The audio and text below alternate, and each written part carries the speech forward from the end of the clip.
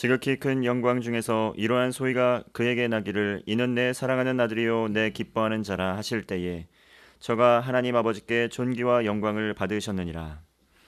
찬송과 존귀와 영광을 받으시기에 합당하신 하나님, 영광을 받아 주옵소서. 예배하는 저희들 영안을 열어 주셔서 주님의 빛난 얼굴을 보게 하옵소서. 찬송과 감사와 영광을 올려드릴 때에 마음의 두려움과 불신과 죄가 모두 다 사라지게 하옵소서. 온전히 하나님께 영광을 올려드리오며 예수님의 이름으로 기원하옵나이다. 아멘.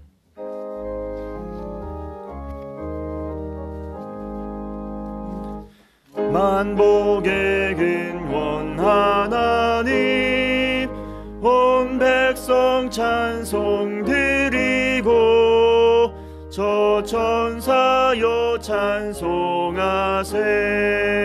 찬송 성부 성자 성령 아멘.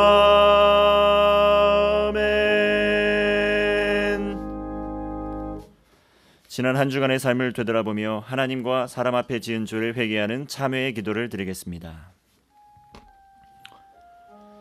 주님,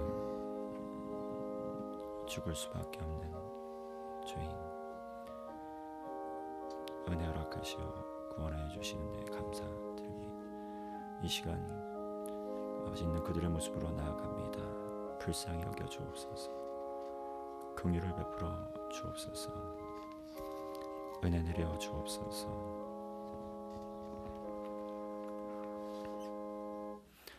내 백성이 그 악한 길에서 떠나 스스로 겸비하고 기도하여 내 얼굴을 구하면 내가 하늘에서 듣고 그 죄를 사하고 그 땅을 고칠지라. 성시교독은 17번입니다.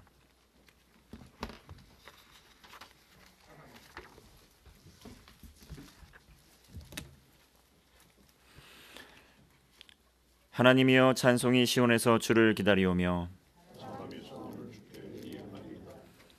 기도를 들으시는 주여, 죄악이 나를 이기었사오니 주께서 택하시고 가까이 오게 하사 땅을 권고하사 물을 대어 심히 윤택해 하시며 이같이 땅을 예비하신 후에 초장에는 양떼가 입혔고 골짜기에는 곡식이 덮였음에 아멘. 전능하사 천지를 만드신 하나님 아버지를 내가 믿사오며 그 외아들 우리 주 예수 그리스도를 믿사오니 이는 성령으로 잉태하사 동정녀 마리아에게 나시고 본디오 빌라도에게 고난을 받으사 십자가에 못 박혀 죽으시고 장사한 지 사흘 만에 죽은 자 가운데서 다시 살아나시며 하늘에 오르사 전능하신 하나님 우편에 앉아 계시다가 저리로서 산자와 죽은 자를 심판하러 오시리라. 성령을 믿사오며 거룩한 공예와 성도가 서로 교통하는 것과 죄를 사하여 주시는 것과 몸이 다시 사는 것과 영원히 사는 것을 믿사옵나이다. 아멘.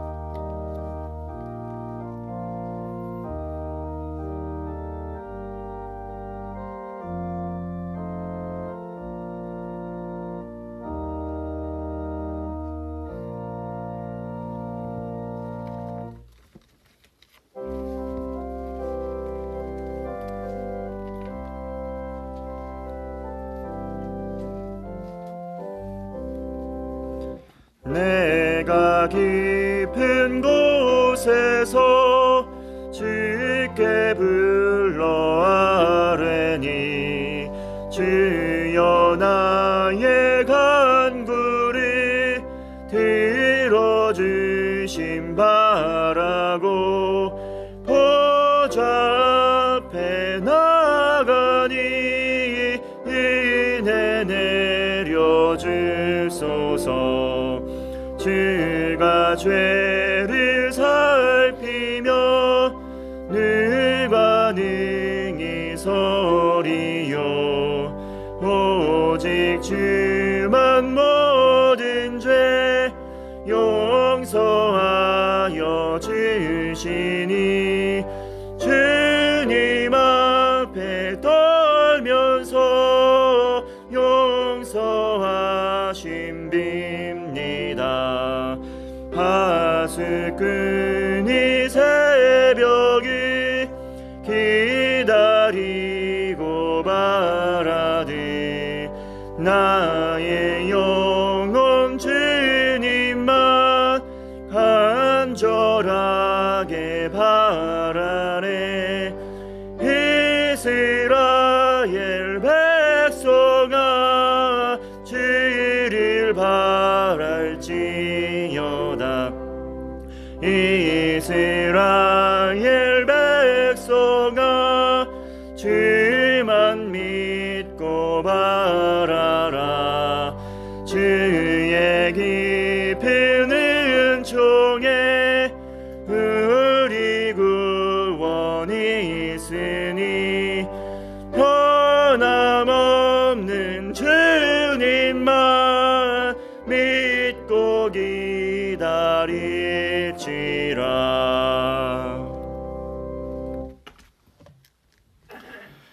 사랑과 은혜가 풍성하신 하나님 아버지, 가난한 심령으로 주 앞에 나와 마음과 뜻과 정성을 다하여 드리는 우리의 예배를 받아 주옵소서.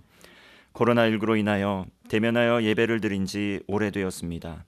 온 성도가 함께 모여 기쁨으로 드리는 예배를 회복시켜 주옵소서. 바이러스의 위험에서 주님의 사랑하는 자녀들을 건져 주옵소서. 전 세계에 퍼져 있는 코로나19가 삶에서 속히 떠나가게 하옵소서. 재난이 장기화되어 경제적으로 큰 고통을 당하고 있는 성도와 어린 아이들을 돌보는 가정을 기억하여 주시고 위로하여 주옵소서. 절망 중에 소망이 되시는 하나님의 은혜로 잘 견디며 이겨내게 하옵소서. 코로나19의 퇴치를 위해 쓰는 정부 관계 공무원과 의사와 간호사의 손길에 주님의 능력을 더하여 주옵소서. 온 성도가 한마음이 되어 교회와 가정, 학교와 직장, 모든 삶의 현장에서 진정한 예배자로 살며 하나님께 영광 돌리게 하옵소서. 복음으로 세상을 치유하고 회복하는 복음의 전달자 되게 하여 주옵소서. 새성전 건축의 남은 모든 절차 위에 함께하여 주옵소서. 순적하게 진행시켜 주옵소서.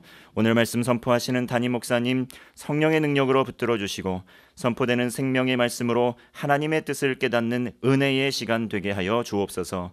구별하여 정성껏 드리는 찬양을 받아주시고 모든 봉사와 섬김의 손길을 하늘의 복으로 채워 주옵소서. 우리 주 예수 그리스도의 이름으로 기도드립니다. 아멘.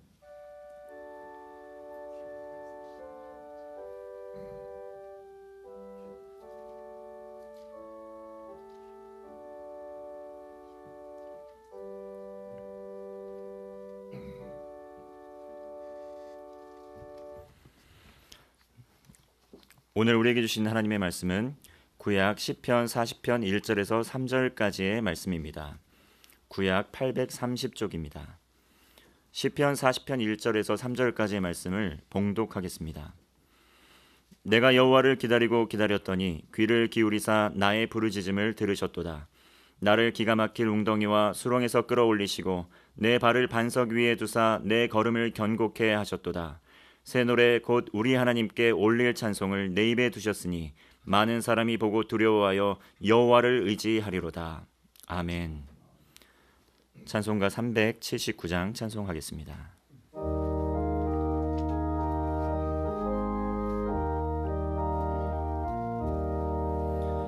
주의 말씀 듣고서 준행하는 자는 반석 위에 터닫고 집을 지은 같아. 비가 오고 불나며 바람 부딪혀도 반석 위에 세운 집 넘어지지 않네. 잘 짓고 잘 짓세 우리 집 잘 짓세 만세 반석 위에다 우리 집 잘 짓세 주의 말씀 듣고도 행치 않는 자는 모래 위에 터 닦고 집을 지음 같아 비가 오고 불나며 바람 부딪힐 때 모래 위에 세운 집 크게 무너지네. 잘 짓고 잘 짓세 우리 집 잘 짓세 만세 반석 위에다 우리 집 잘 짓세 세상 모든 사람들 집을 짓는 자니 반석 위가 아니면 모래 위에 짓네. 우리 구주 오셔서 지은 상해질 때 세운 공력 따라서 영영 상벌 주리. 잘 짓고 잘 짓세 우리 집 잘 짓세 만세 반석 위에다 우리 집 잘 짓세.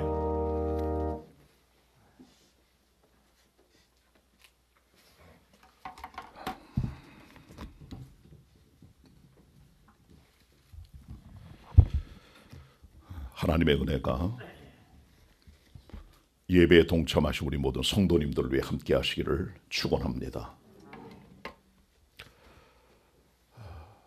다윗이라고 하는 사람은 이스라엘의 왕이었는데요, 그냥 왕이 아니라 성군이었습니다. 성군이었습니다. 이스라엘 백성들은 지금도 그들이 가장 원하는 황금시대, 이상적 시대를 생각하면서 그때를 다윗 임금의 시대로 그렇게 생각을 합니다. 이스라엘의 국기는 다윗의 별이 그려져 있는 그런 내용이 토대로 되어져 있습니다. 다윗의 별은 육각형으로 되어져 있습니다. 이 육각형으로 된 다윗의 별은 다윗 시대의 영광을 보여주는 것을 선망하는 유대 백성들의 모습들을 보여주고 있는 것이지요. 다윗의 별을 보통 말할 때 사람들은 마간 다비드라 그렇게 말했습니다. 이것은 하나님께서 다윗의 방패가 되신다는 그런 의미를 가지고 있는 것이죠.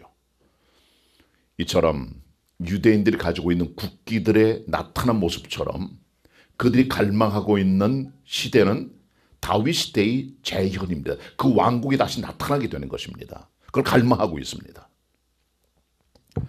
이 같은 다윗 임금의 인생을 성경이 여러 곳에서 보여주고 있는데요, 특별히 이 다윗 임금은 다른 무엇보다도 인생 전체를 우리가 한번 꿰뚫어 보면 세 가지의 달인이었다 그렇게 말할 수가 있습니다. 첫째는 다윗은 전쟁의 달인이었습니다. 전쟁을 잘했습니다. 전략도 잘 세우고 무기를 다룰 줄 알고 전쟁이 어떻게 돌아가고 있는 형편도 잘 알 뿐 아니라 시세를 알고 때를 알고 정확한 적의 허점을 찌를 줄 아는 그게 다윗의 전쟁의 모습이었죠. 다윗은 전쟁의 달인입니다. 그리고 다윗은 두 번째로 음악의 달인입니다. 다윗은 시편의 절반 정도를 자기가 직접 만들었고요.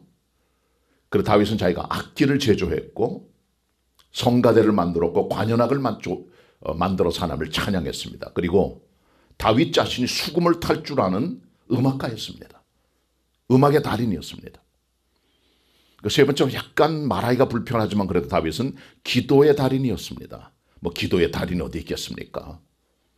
기도의 달인이라는 말은 있는 말은 아니지만 그러나 그만큼 엎드릴 줄 알고 습관이 있었고 하나님 앞에 기도가 그의 제2의 본능이 되었다는 것이죠. 다윗은 기도가 뭔 줄 아는 사람이었어요. 하나님을 찾는 것이 모든 인생의 핵심을 알고 나갔던 인물이 바로 다윗입니다. 다윗은 기도의 달인이었다. 좀 불편한 표현이지만 그렇게 말할 수가 있겠습니다. 다윗의 기도들이 성경을 보면 많이 나오는데 그중에서 오늘 시편 40편에 있는 몇 가지 말씀을 가지고 여러분들과 함께 다윗의 기도에 대한 모습을 함께 살펴보기를 원합니다. 일단 다윗은 기도하는 태도 자체가 바랐다는 겁니다. 바르게 됐다는 겁니다. 다윗은 어떤 태도로 기도했습니까? 오늘 본문의 내용은 물론 다윗이 성가대 지휘자에 맞추어서 영장에 맞추어서 만든 시지만 그러나 이 노래 속에는 다윗의 기도에 대한 태도가 잘 나타나 있는 걸 보게 됩니다. 본문 같이 보도록 하겠습니다. 시편 40편 1절 함께 읽습니다. 시작. 내가 여호와를 기다리고 기다렸더니 귀를 기울이사 나의 부르짖음을 들으셨도다. 아멘. 아멘. 내가 여호와를 기다리고 기다렸다. 다윗은 하나님을 기다리는 인내의 사람이었다는 겁니다. 기도는 인내가 필요해요.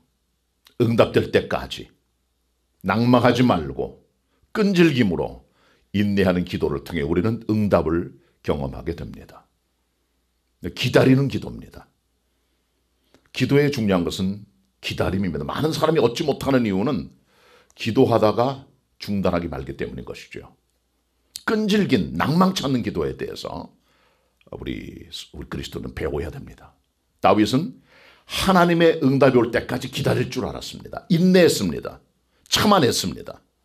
낭망치 않았습니다. 하나님께 꾸준히 나가 변화없이 엎드려 응답을 기다렸던 사람이 바로 다윗이었다는 거죠. 이것이 성도들이 가져야 될 다윗에게 배우는 기도의 태도인 것이죠. 누가복음 18장에 보면 예수님께서 기도하고 낭망치 말아야 될 것을 한 과부의 비유로 말씀해 주고 계세요. 어떤 도시에 재판관이 있었습니다. 그리고 같은 도시에 과부가 있었어요. 이 과부는 남편을 잃고 홀로 된 여인 아닙니까? 맺힌 게 많아요. 원한이 많아요. 원통한 게 많아요. 그래서 그곳에 있는 재판관에 가서 내 원수에 대한 나의 원한을 풀어달라고 얘기를 합니다. 꾸준하게 귀찮게 번거롭게 계속해서 재판관이 생각합니다. 처음에는 번거로웠지만 계속 이 여자 찾아오면 내가 귀찮아 못 살겠다. 그러니까 귀찮아서 들어주자 라고 생각했다는 겁니다. 그리고 원한을 풀어줬다는 것이죠. 그리고 예수님께서 말씀하셨어요. 그 비유를 말씀하시면서 불의한 재판관도 과부가 번거로워할 때 이렇게 하는데 하물며 하늘에 계신 내 아버지께서야 얼마나 더 우리들에게 원한을 풀어주시고 우리 안에 묶인 것을 풀어주지 아니하시겠냐. 그렇게 말씀해 주면서 말씀이 마무리가 됩니다. 하나님을 귀찮게 하고 번거롭게 하고 응답될 때까지 떠나지 않는 그 인내와 끈기, 이것이 다윗의 기도였다는 거죠. 여호와를 기다렸다는 겁니다. 성경에 보면 다윗 같은 사람의 기도의 모습들이 꽤 나옵니다만 그러나 역사를 보면은 가장 하나님 앞에 나가 낭망치 않고 끈질 기도했던 사람이 바로 조지 밀러입니다. 조지 밀러가 죽었을 때 사람들이 말했어요. 여기 하나님을 가장 귀찮게 했던 사람이 잠들었다고. 이 같은 조지 밀러의 기도의 모습을 어떤 분은 이렇게 말했습니다. The holy boldness라고 그랬습니다. 거룩한 뻔뻔스러움, 거룩한 하나님을 향한 어떤 그 뻔뻔스럽고 꾸준하게 나가 하나님 앞에 엎드리는 철판을 깐 얼굴의 모습이라고 하는 거죠. 거룩한 담대함. 이게 때때로 이게 필요합니다. 우리 사실 주님께 기도할 짝이 없는 사람들이 그러나 꾸준하게 낙심하지 말고 나가 기도할 때 응답해 주겠다는 약속을 낭망치 않는 기도의 모습을 통해 보여주는 주님의 과부의 비유를 통해 보여주고 있다는 겁니다. 기도는 끈질기게 하는 겁니다. 그 다윗은 두 번째로 오늘 본문을 보면 응답을 확신했다는 거죠. 내가 기도할 때 하나님께서 귀를 기울이사 내 부르짖음을 들으셨다고 말씀해주고 있습니다. 1절 하반절에 기도에는 응답에 대한 확신이 꼭 필요합니다. 기도는 한번 내뱉는 말이 아니에요. 실험 삼아 해보는 어떤 연습이 아닙니다. 기도는 절대로 연습이 없습니다. 그건 현장이요, 진실이요, 인격과 모든 것에 부어지는 하나님과 전인격적인 우리의 부르짖음입니다.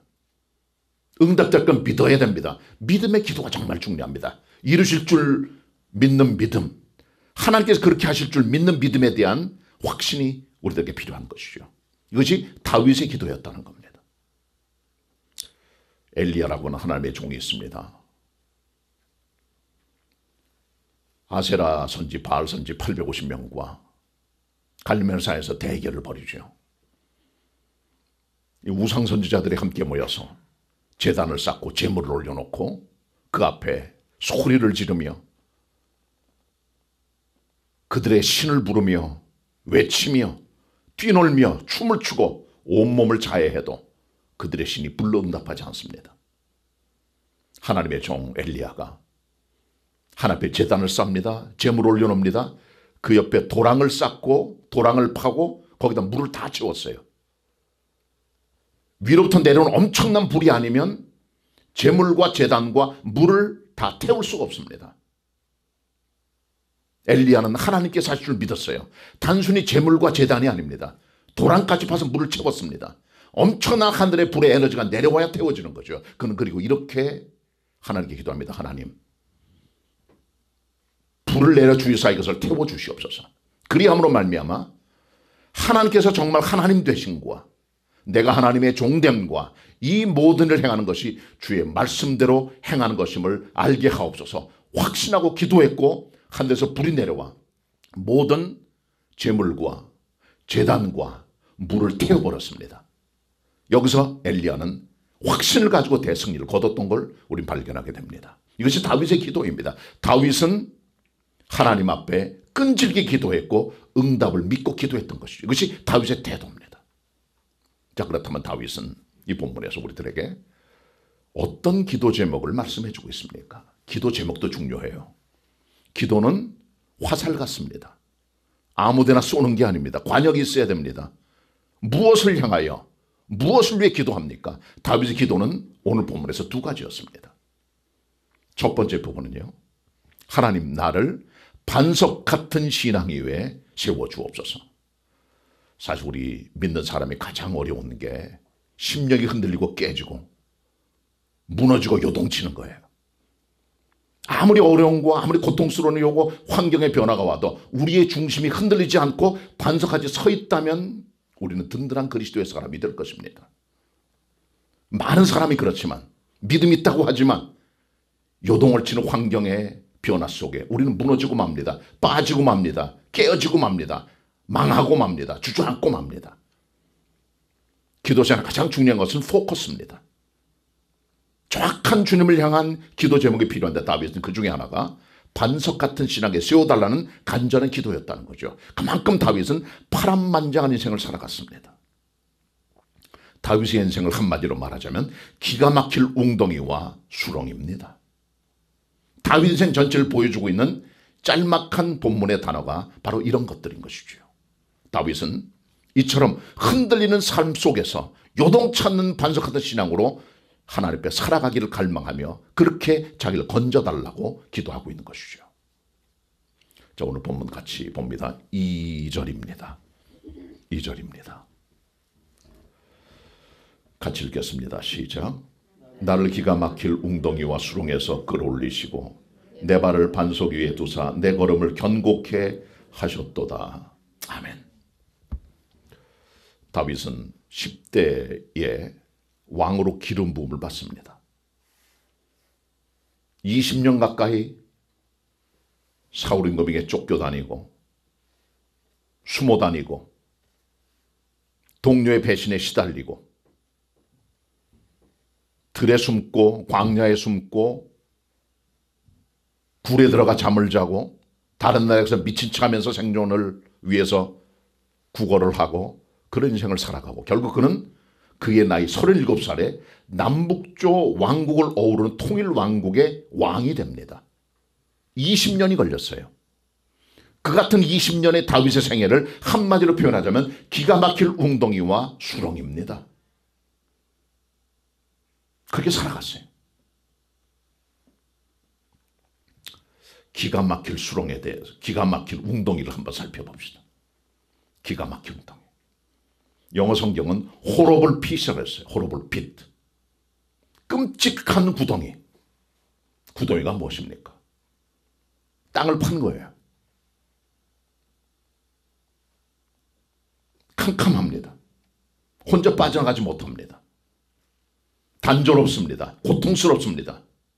성경에 보면 유명한 구덩이가 두 개가 나와요. 하나는 요셉의 구덩이입니다. 형들에게 미움받습니다. 형들을 죽이려고 했어요. 광야에 구덩이를 팝니다. 그 안에 물이 없어요. 거기 집어 던집니다. 죽이려고 했던 것이죠. 하나님으로 살아나서 물론 애굽에 팔려가는 생명을 건지는 일을 이루겠지만 그러나 요셉이 경험했던 17살의 고통스러운 구덩이는 죽음의 구덩이였습니다. 죽을 줄 알았어요. 형들이 그를 미워했고 죽이려고 작정을 해서 물이 없는 구덩이, 살아날 소망 없는 구덩이에 집어넣었던 것이죠. 또 하나의 구덩이는 예레미야의 구덩이입니다. 예레미야는 눈물의 선지자입니다. 이스라엘 백성들이 바벨론 포로 잡혀가는 그 혼란의 와중에 백성들 앞에 하나님 말씀을 증거했던 하나님의 선지자가 바로 예레미야입니다. 예레미야는 이 같은 말씀 증거 때문에 여러 차례 감옥에 구금이 됩니다. 그가 들어갔던 감옥은 시위대 뜰이었어요. 또 어떤 때는 구덩이가 있는 깊은 토굴 속에 있는 음실이었다는 겁니다. 흙으로 만들어졌는데 그 안은 캄캄해서 햇빛 들지 않은 그런 곳에 있기도 했고 예레미야서 38장에 보면 다윗은 진흙구덩이에 들어가는데 혼자 빠져날 수 없는 그런 구덩이에 들어갑니다. 진흙창입니다. 거기서 여러 날을 보냅니다. 죽게 됐어요. 왕이 사람을 보내서 그를 건져주긴 합니다. 빠져날 수 없기 때문에 헝겊과 여러 가지 실들을 엮어서 줄을 매달아 그의 겨드랑이에 껴서 밖으로 빠져나갈 정도로 깊은 데 들어가 죽음을 기다리고 있던 것이 바로 예레미야의 고통스러운 구덩이였다는 거죠. 많은 사람이 지금도 구덩이에 빠져갑니다. 빠져나올 수가 없죠. 혼자. 헤어나올 수가 없어요. 자기가 문제를 다 만들어 놓고 거기 빠져들어가 웅덩이 속에서 고통하며 소리 지르며 나오길 원하지만 빠져나올 수가 없습니다. 웅덩이입니다. 구덩이입니다. 못 빠져나옵니다. 다윗은 두 번째로 수렁이란 말을 합니다. 수렁은 마이어리 크레이라는 영어 성경으로 번역됐어요. 진흙으로 되어 있는 수렁창입니다. 늪입니다. 이 수렁의 특색은 한 번 빠져들어가면 나오지 못한다는 거예요. 나오려고 하면 할수록 더 들어갑니다. 헤어나지 못하는 깊은 수렁입니다. 지금도 많은 사람들이 수렁에 빠져들어갑니다. 한 번 빠져들면 헤어나올 수가 없어요. 계속 빠져들어갑니다. 지금도 많은 사람들이 수렁에 빠져들어갑니다. 나오지 못하고 살아가요. 특별히 많은 사람이 중독에 빠져서 들어갑니다. 한 번 중독에 빠지면 여러분 사람이 나올 수가 없어요. 게임 중독, 마약 중독, 스포츠 중독, 도박 중독, 섹스 중독, 동성애 중독, 사람 중독. 한 번 빠져들어가면 나올 수가 없어요. 수렁에 빠져들어간 겁니다. 헤어나올 수 없는 늪에 빠져들어가 죽어가고 있는 거죠. 그게 우리의 모습입니다. 어떤 의미에서는 기가 막힐 웅덩이와 수렁은 지구촌 전체입니다. 우리의 모습이요, 인간의 모습이요, 지구촌의 모습입니다. 헤어나올 수가 없는 거예요. 왜 그렇습니까? 죄 때문입니다. 사람이 죄를 지면요, 죄 자체가 인생을 구덩이로 만들어요. 헤어나올 수가 없어요. 죄 지은 사람들 수렁에 빠져요. 한 번 빠져들면 나올 수가 없어요. 자기 힘으로는. 이게 지구촌입니다. 계시록 20장 1절로 10절에 보시면 마지막 심판의 날 하나님께서 1000년 동안 마귀를 무적에게 집어넣는다는 그런 기록이 나와요.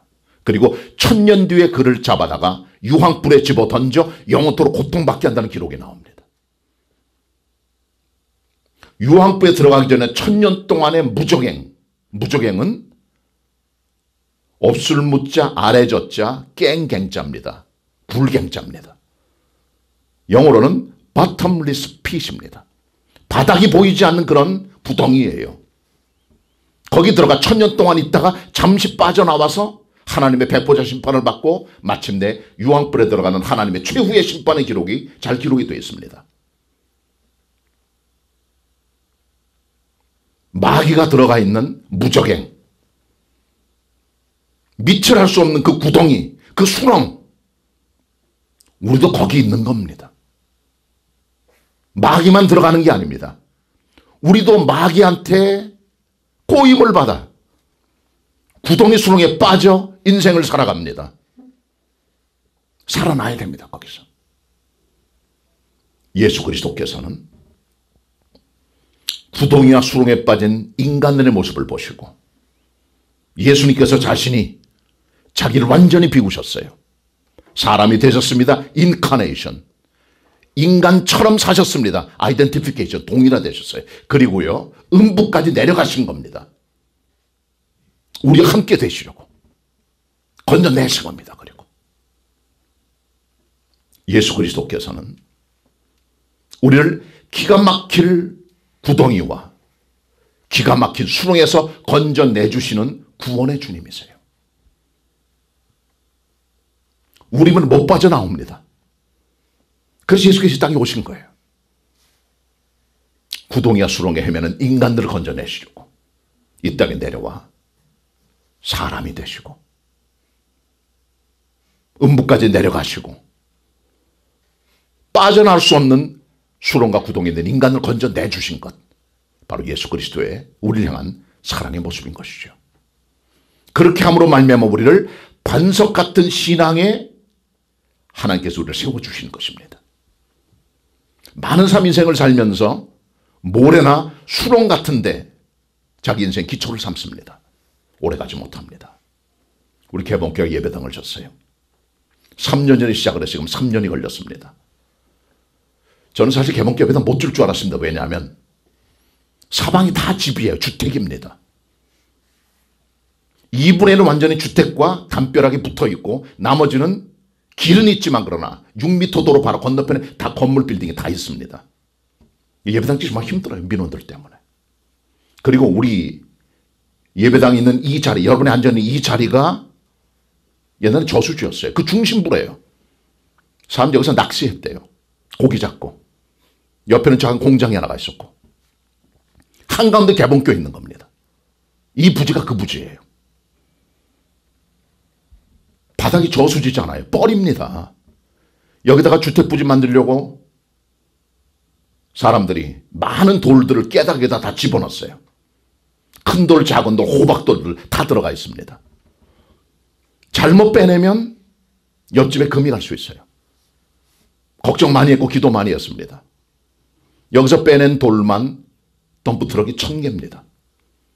먼저 흙을 뽑아내고 돌 뽑아내고 다시 그걸 집어넣고 그렇게 힘들게 토목공사 위에 만들어진 교회가 개봉교회입니다.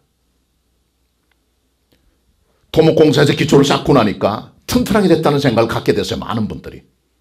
건물은 기초가 튼튼해야 돼요. 얼마나 많은 분들이 인생을 살면서 잘못된 터 위에 자기 인생을 살아갑니까? 기초가 튼튼해야 돼요. 마태 7장에 보시면 두 종류의 비교가 나옵니다. 모래 위에 집을 지은 사람, 반석 위에 집을 지은 사람. 모래 위에 집을 지은 사람들 밑이 든든질 못해요. 비가 납니다. 창수가 납니다. 바람이 붑니다. 그 무너짐이 심합니다. 집이 다 무너져 왕창 깨져버리는 거예요. 그러나 반석 위에 세운 집, 비가 오고 창수가 나고 바람이 불어도 흔들림이 없습니다. 든든합니다. 마찬가지로 하나님 말씀 듣고 깨닫고 행하는 자들은 반석 위에 세운 집과 같고, 하나님 말씀을 듣고 행하지 않는 자들은 모래 위에 세운 집과 같다고 말씀하시면서 우리들에게 교훈을 주는 것이죠. 고린도전서 3장 10절로 11절에 말씀합니다. 우리 그리스도인들은 지혜로운 건축자가 되어야 된다는 거예요. 우리의 터, 우리의 파운데이션, 우리의 기초는 예수 그리스도가 되어야 된다는 겁니다. 거기 건물이 세워져야 된다는 거예요. 많은 사람이 지금도 빠져들어가는 수렁과 모래 위에 자기 인생을 세워갑니다. 오래가지 못합니다. 든든한 반석이 된다는 거예요. 우리의 믿음들이. 우리 사람들은 어리석습니다. 하나님 의지하지 않습니다. 그들이 믿는 것이 무엇이며 그들이 무엇을 바라고 어떤 것 위에 그들의 인생 기초를 살아갑니까? 돈, 은행계좌, 부동산, 학력, 학위, 직업, 친구, 지도자, 믿을 만한 선배, 동료, 아버지, 빅브라더, 목회자, 다 사라집니다. 인간별로 도움 안 됩니다. 여러분 생의 기초가 무엇입니까 대체? 수렁입니까? 모래입니까? 구덩입니까? 다 깨지고 흔들리고 절대로 설 수 없습니다. 완벽한 기초, 온전한 기초, 반석 같은 신앙, 그리스도 안에 있는 겁니다. 예수 그리스도 위에 생의 기초를 세워야 그 위에 올라가는 건축물들이 든든하며 안전합니다. 그래서 오늘 본문에 말씀하시기를 하나님이여 나를 기가 막힌 구덩이와 수렁에서 끌어내어 건져주사 반석 같은 데 나를 세워주시고 내 걸음을 견고케 해달라고 기도하고 있잖아요. 기초가 잘못되면요 인생이 흔들립니다. 걸음이 흔들려요. 기초가 튼튼해야 됩니다. 우리가 어떤 직업, 어떤 자리, 어떤 형편, 어떤 여건에 있어도 한 가지는 분명합니다. 우리의 신앙은 반석이 돼야 됩니다. 요동치 않는, 흔들림이 없는 예수 그리스도 위에 세워지는 반석 같은 믿음인 것이죠. 이것을 다윗이 경험했고 기도하고 있다는 것입니다. 다윗처럼 반석 같은 신앙에 세워달라고 기도할 수 있는 신앙의 성도들이 다 되시길 바랍니다. 두 번째로 다윗은 이 같은 하나님의 역사를 세상 사람들이 볼 수 있도록 간증이 되게 해달라고 기도해주고 있어요. 하나님의 역사는 우리들에게만 은혜가 아닙니다. 하나님의 역사는 세상 사람들에게 빛과 광명과 도전과 임팩트를 주는 거예요. 본문 3절 같이 보도록 하겠습니다. 같이 읽습니다. 3절 시작. 새 노래고 우리 하나님께 올릴 찬송을 내 입에 두셨으니 많은 사람이 보고 두려워하여 여호와를 의지하리로다. 아멘. 세상 사람들이 성도들을 보고 있어요. 예배당 짓는 거 다 구경하고 있습니다. 어떤 사건이 벌어지나 팔짱 끼고 교회를 주목합니다. 신천지처럼 교회도 저렇게 확진자 많이 나올래나 다 지켜보고 있어요. 여론이 매스컴들이 사람들이 지켜보고 있어요. 어떻게 대응하고 있나 보자 말이야. 아름다운 눈은 아니에요. 왜 매스컴들이 사랑제일교회만 포커스를 맞출 거예요? 99.9%의 대한민국 교회들은 감염, 방역을 위한 수칙을 잘 지키고자 해나가고 있습니다. 매스컴입니다. 약한 것, 문제 있는 것 끄집어내서 침소봉대에서 힘들게 만드는 거예요. 그 뒤에 어둠의 장난이 있는 겁니다. 다 지켜봐요, 세상 사람들이요.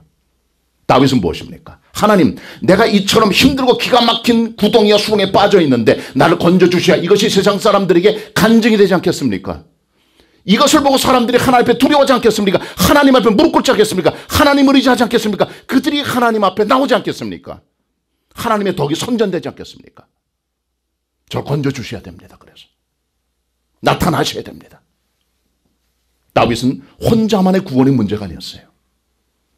이 같은 역사를 통해 내가 건진받아 역사를 만들 때 내 삶이 간증이 되고 내 인생이 간증이 되고 하나님의 구원이 간증이 되어 세상 사람들이 두려워하고 그 하나님께 나오도록 하는 영적인 덕을 선전하는 기회로 만들기 원했던 것이 다윗의 갈망이었다는 거죠.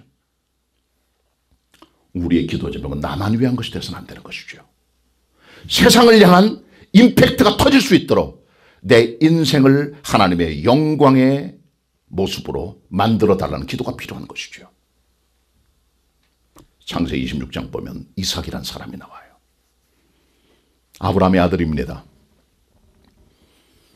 이삭이 아버지가 죽고 나서 하나님 많은 축복을 받아 아버지의 축복의 대를 이어서 큰 부자가 되는데요. 이삭이 농사를 집니다. 그러니까 이삭은 육축하는 사람이에요. 농사꾼이 아닙니다. 양과 소떼를 끌고 다니면서 풀을 먹이면서 살아가는 육축꾼이었어요. 한국에 정착을 못했어요. 가나안 땅에 들어갔습니다. 근데 사람이 양이나 소고기와 우유만 먹고 살 수는 없는 거예요. 채소를 먹어야 되잖아요. 쌀도 먹고. 그 농사를 져요. 이삭이. 100배 소출이 생깁니다. 그 주변 사람이 깜짝 놀랍니다. 저 사람 농사의 전문가도 아닌데 어떻게 농사를 졌는데 100배 소출로 나올 수 있는가? 깜짝 놀라죠. 세상 사람들에게 영향을 준 거예요. 양과 소가 떼를 이룹니다. 큰 거부가 돼요. 이삭이. 그리고 희한할 정도로요. 이삭은 파는 데마다 우물이 터집니다. 이스라엘에서요. 광야 지역에서 땅을 파서 우물이 터질 확률은 100만 분의 1도 안 돼요. 그만큼입니다. 물 파는, 그 우물 판다는 게. 이스라엘 강수량의 90%는 이슬이에요. 지역마다 다르지만. 거의 비는 오지 않아요. 1년 해봐야 뭐 200mm, 300mm 밖에 되질 못합니다. 그 이스라엘 강수량이에요. 그러니까 우물 하나 타는 게 대박이고 우물이 터져야 사람이 물 먹고 살고 씻고 밥하고 동물도 먹고 살면서 일상생활을 살아갈 수가 있잖아요. 이삭이 우물을 팠습니다. 그 지역에 원래 살던 원주민들 블레 사람들이 있어요. 와서 말합니다. 이건 우리 땅이니까 그 우물 우리 거다고 말합니다. 이삭 싸우지 않아요. 알았다고. 가지라고. 다른 데로 갑니다. 우물을 팝니다. 우물이 터집니다. 또 따라옵니다. 여기도 우리 땅이니까 그거 우리 거라고. 내줍니다. 가지라고. 4차례 옮겨가요. 마지막 우물을 딱 팝니다. 우물이 터졌어요. 이것을 본 블레셋 원주민들이 이 사람 보통 사람 아니에요. 왜? 자기들은 억지로 파도 안 나오는데 파는 것마다 우물을 터지니까 이건 보통 사람 아니에요. 농사꾼도 아닌데 100배 소출 나오지요.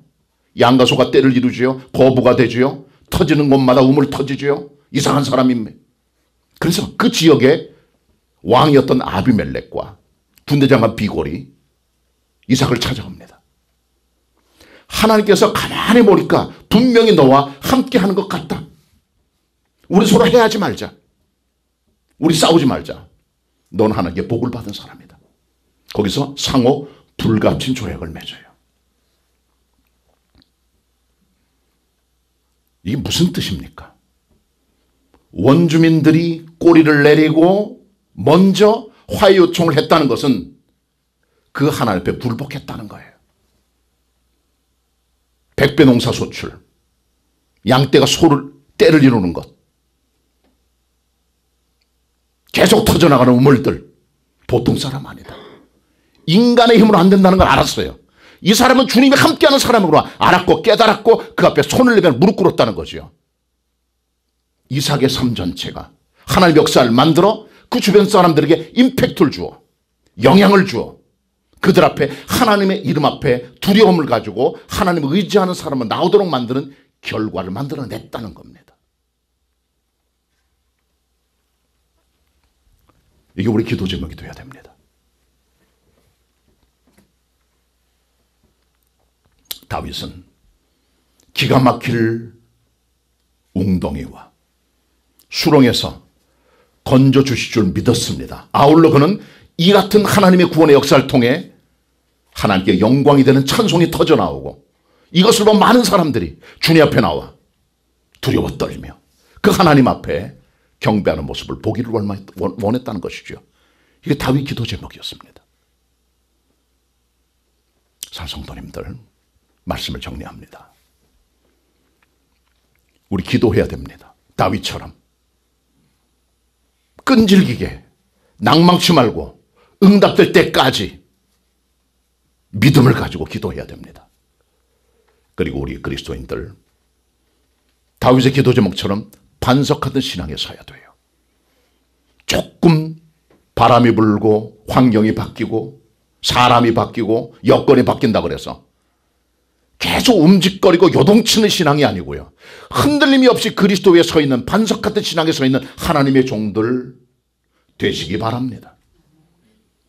이것 하나님의 역사를 통하여 세상 사람들에게 하나님의 이름이, 그 아름다운 덕이 선전될 수 있도록 하는 역사를 만들어가는 기도응답의 사람들이 돼야 되는 것입니다. 이 같은 기도의 사람, 하나님의 사람, 반석 같은 신앙인, 하나님께 영광 있는 성도들이 다 되시기를 축원합니다. 기도드리겠습니다. 하나님, 감사드립니다. 저희들 다윗처럼 기도하게 하옵소서. 낭망치 말고 이루어 주실 때까지 엎드리게 하시고, 하나님께서 이루어 주실 줄 믿고 응답을 의심치 않고 나가는 믿음의 기도의 사람들 되게 도와주시며, 다윗의 기도 제목처럼 저희들 우리 인생을 수렁과 모래와 흔들리는 요동치는 삶에 두지 말고 예수 그리스도 터 위에 확고한 반석하는 신앙으로 살아갈 수 있도록 같이 해주시고, 우리의 삶을 통해 기도응답과 기적과 하나님 역사가 나타나 세상 사람들이 두려워 떠는 주님 역사를 만들어내는, 세상에 영향을 주는 아름다운 덕을 선전할 수 있는 하나님의 종도로 서게 하여 주시옵소서. 다윗의 기도 제목, 나의 기도 제목 되게 해주시고 우리 모두 승리하는 성도들 되게 하여 주시옵소서. 우리 주님 예수 그리스도의 이름으로 기도드립니다. 아멘.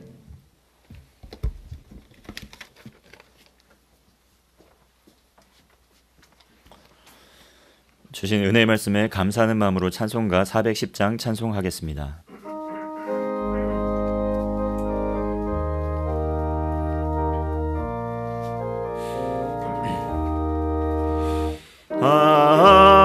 하나님의 은혜로 있을 데 없는 자 왜 구속하여 주는지 난 알 수 없도다. 내가 믿고 또 의지함이 내 모든 형편 잘하는 주니 늘 돌보아 주실 것을 나는 확실히 아네. 왜 내게 굳센 믿음과 또 복음 주셔서 내 마음이 항상 편한지 난 알 수 없도다. 내가 믿고 또 의지함이 내 모든 형편 잘하는 주니 늘 돌보아 주실 것을 나는 확실히 아네. 왜 내게 성령 주셔서 내 마음을 감동해 주 예수 믿게 하는지 난 알 수 없도다. 내가 믿고 또 의지함이 내 모든 형편 잘하는 주님 봐주실 것을 나는 확실히 아네. 주여 언제 강림하실지 혹 밤에 혹 낮에 또 주님 만날 이곳도 난 알 수 없도다. 내가 믿고 또 의지함이 내 모든 형편 잘하는 주님 늘 돌보아 주실 것을 나는 확실히 아네. 믿음과 정성으로 하나님께 예물 드리겠습니다.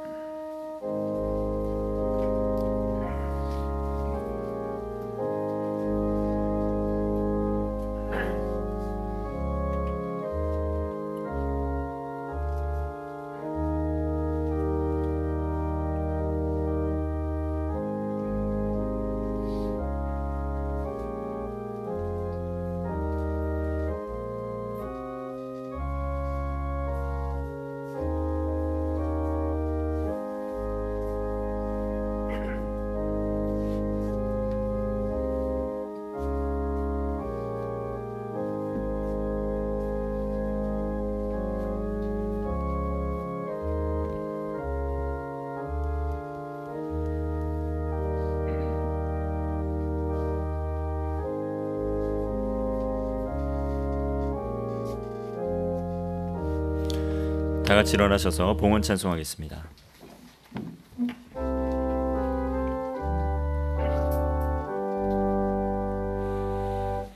모든 것이 주께로부터 왔으니 이 예물을 주께 바치나이다.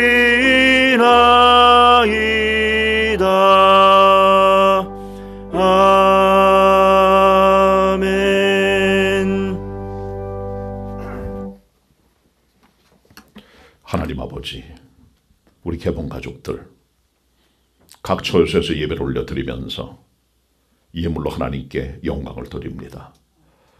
하나님 앞에 은행 구좌를 통해서 또 우리 교회 헌금함을 통해서 또 여러 가지 방법으로 예물을 드리지만 우리의 주님을 향한 마음은 똑같은 걸 저희들이 알고 예물을요 믿음으로 주님을 경배합니다.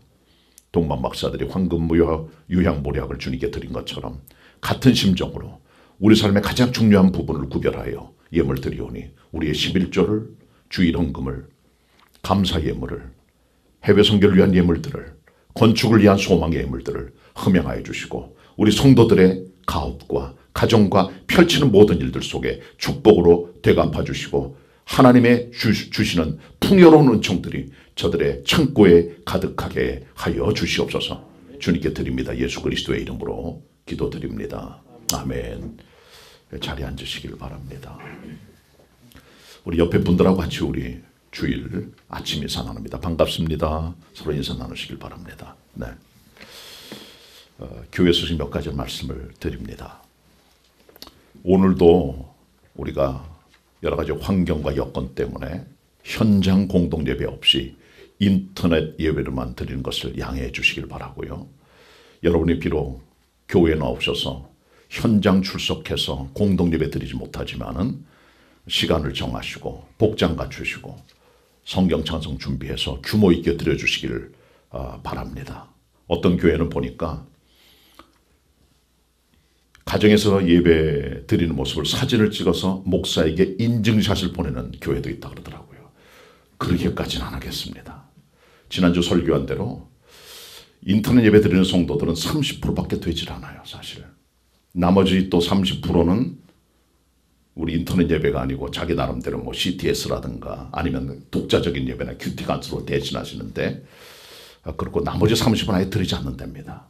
우리 개봉가족 그런 분이 없으면 정말 좋겠습니다. 환경이 또 여건이 다 허락지 않아도 여러분 삶의 각자 처지에서 최선을 다해서 하나님께 주일 예배 드려주시고 또 성수해 나갈 수 있도록 힘을 써주시길 부탁의 말씀을 드립니다. 예배 동영상은 유튜브와 홈페이지를 통해서 여러분이 보실 수가 있고 함께 예배 드릴 수가 있는데 주일 아침 9시까지는 편집해서 아름답게 잘 만들어 올릴 테니까 거기 따라서 예배 드려주시기 부탁의 말씀드립니다. 교회 학교 학생들도 각 부서별로 동영상을 제작해 올려놨으니까 보시면 되고 청년들은 또 우리 작년 예배 동영상이나 자체내 제작한 동영상을 활용해서 예배 드리시면 되겠습니다. 헌금은 은행 계좌로 혹은 교회 임시사무실 안에 있는 헌금함에 넣으시면 저희들이 함께 모아서 기도하고 하나님께 드리도록 하겠습니다. 그리고 주일 저녁 예배라든가 수요 예배 심야 기도회 새벽 기도회는 모이지 않습니다. 교회 행사들은 여전히 연기하거나 취소하도록 하겠습니다. 새 성전 입당이 가까워오고 있습니다. 멀진 않았습니다. 그러나 아직까지 확정이 안 됐기 때문에 기도해 주시고 바로 입당화가 되면 여러분께 연락을 드려서 잘 문자라든가 잘 이렇게 교회 홈페이지 같은 거 보고 계시다가 새 성전 입당할 수 있도록 그렇게 해주시길 바랍니다. 연락은 바로 오시면 되겠습니다. 그래서 여러분들께서 와서 예배 드릴 수 있도록 최선을 다해서 지금 다 모든 분들이 애를 쓰고 준비하고 있으니까 기도해 주시고요. 아름답게 예배당이 준공이 되고 코로나가 빨리 소멸이 되고 현장 공동 예배 시작이 될 수 있도록 기도해 주시고 강건하시기를 바랍니다. 축복된 그런 주일 되시길 바랍니다. 감사를 드립니다. 요만큼 교회 소식 여러분께 전해드리고 옆 사람 같이 인사합니다. 한 주간 승리하시기 바랍니다. 네. 요만큼 교회 소식 전해드렸습니다.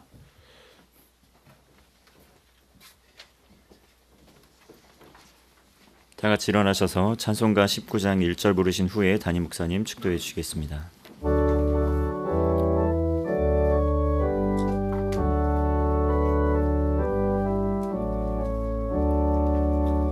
내 영혼아 찬양하라 주님 앞에 엎드려 그 속하신 넓은 은혜 높이 찬양하여라 내 영혼아 찬양하라 영원하신 하나님 아멘.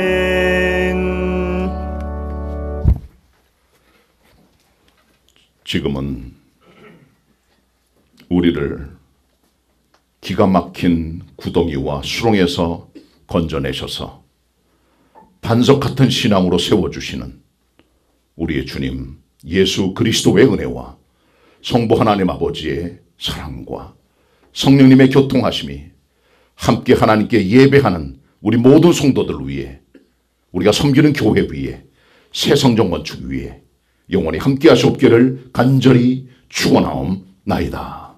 아멘.